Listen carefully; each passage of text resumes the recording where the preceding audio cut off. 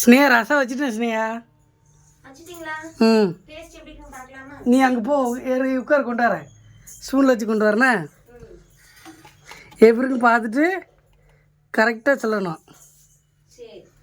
கொண்டு வரட்டா? ம்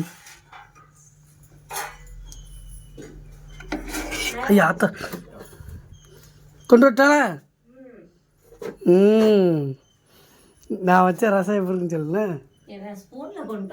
அப்படி லேசா நான் ஊதிட்டு தான் கொடு. கரண்டி இருக்கு. ஆ பார் பார் லேசா இன்னொரு பாரு. இன்னொரு